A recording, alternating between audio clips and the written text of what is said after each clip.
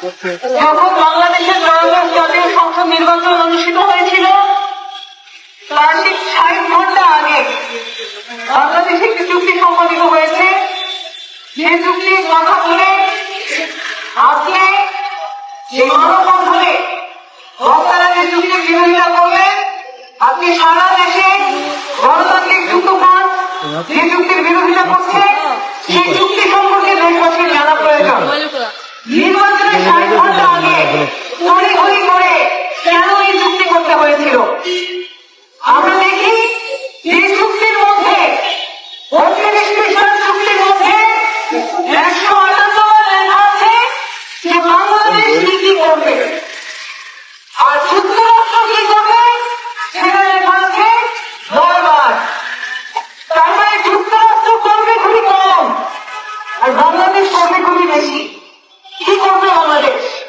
বাংলাদেশ যুক্তরাষ্ট্রের কাছ থেকে গম কিনবে, বাংলাদেশ যুক্তরাষ্ট্রের কাছ থেকে প্লেন কিনবে এবং সেই প্লেন কিনবে, গম কিনবে সাধারণ বাঙালিদের চেয়ে অনেক বেশি টাকা দিয়ে, এবং সেই প্লেনের চেহারা আমরা দেখতে হচ্ছে ২০৩১ সালে। কিন্তু আমরা প্রত্যেক বছর সেই প্লেনের জন্য টাকা দিয়ে যাব।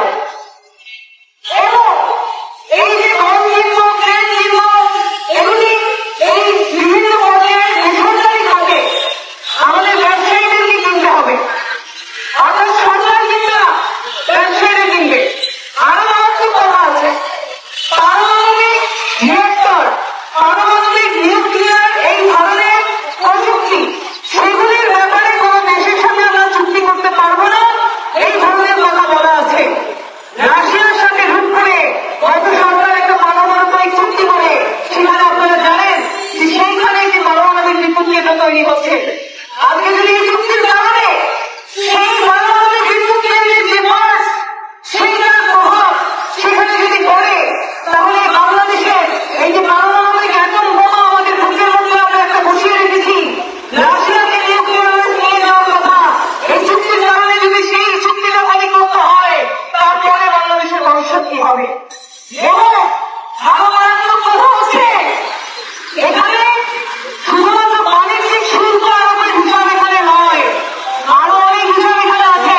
এখানে বলা হচ্ছে আমেরিকা যদি কোন দেশের উপর বাধা নিষেধ আরোপ করে তাহলে বাংলাদেশকেও সেই দেশের উপর বাধা নিষেধ আরোপ করতে হবে। আজকে আপনারা জানেন ইরানের সাথে কি যুদ্ধ হচ্ছে আমেরিকার, তাহলে আমেরিকা যদি ইরানের উপরে বাধা নিষেধ আরোপ করে রেখেছে তাহলে বাংলাদেশের করতে হবে, এই কথাই চুক্তিতে লেখা আছে। এবং আরো বলা আছে বাংলাদেশ যদি আজকে রাশিয়া বা চীনের সাথে প্রযুক্তি বাণিজ্য চুক্তি করতে চায় তাহলে বাংলাদেশের উপর শাস্তিমূলক শুল্ক আরোপ করবে যুক্তরাষ্ট্র। অর্থাৎ আজকে বাংলাদেশকে হাতে পায়ে শিকল পরিয়ে একটা কৃতদাস রাষ্ট্রে পরিণত করার যে পরিকল্পনা, সেই পরিকল্পনা এই চুক্তির মধ্যে স্পষ্ট হয়েছে। এবং আমরা অবাক হয়ে দেখি, আমরা অনেক বিপ্লবীদের মুখে স্লোগান শুনেছি, তারা নিজেদেরকে দ্বিতীয় স্বাধীনতার কারো কারো বলেন।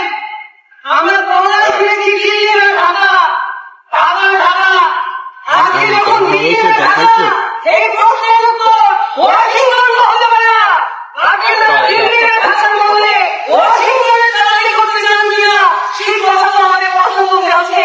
সরকারের এক উপদেষ্টা কিছুদিন আগে উপদেষ্টা ছিলেন, তারা আজকে বলছেন ইফ চেয়েছিল ইউনূস সরকার ২৯ সাল পর্যন্ত থাকুক।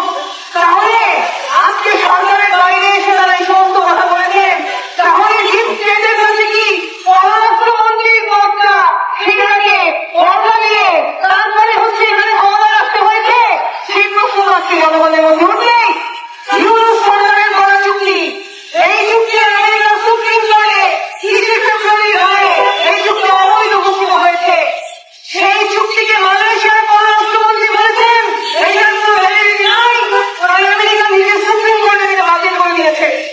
সেই চুক্তি এর বিরুদ্ধে বাংলাদেশি সরকারি দল, বিরোধী দল, কোন বিরোধ একটা শব্দ সেই শব্দ উচ্চারণ করার সুযোগ নাই। আমরা জানি প্রত্যেকটা চুক্তির পরে ৩ মাস সময় থাকে সেটাকে পর্যালোচনা করার জন্য। আমরা বলি এখনো সময় আছে, অবিলম্বে এই চুক্তি বাতিল করুন। দেশ বিক্রির কোন পরিকল্পনা মাথায় নিয়ে যদি আপনারা ক্ষমতায় এসে থাকেন, একটু স্মরণ করিয়ে দেই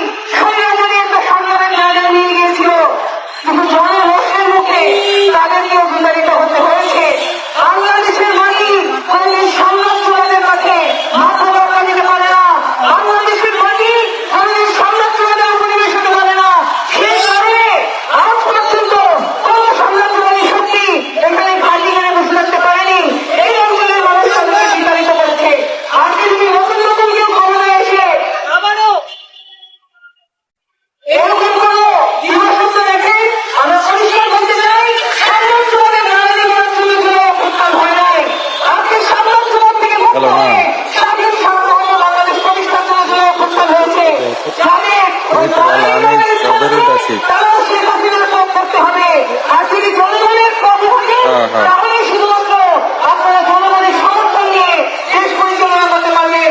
অর্থনৈতিক সমস্যা জনগণকে সাথে নিয়ে মোকাবিলা করুন, অর্থনীতি মোকাবিলা করা সম্ভব নয়।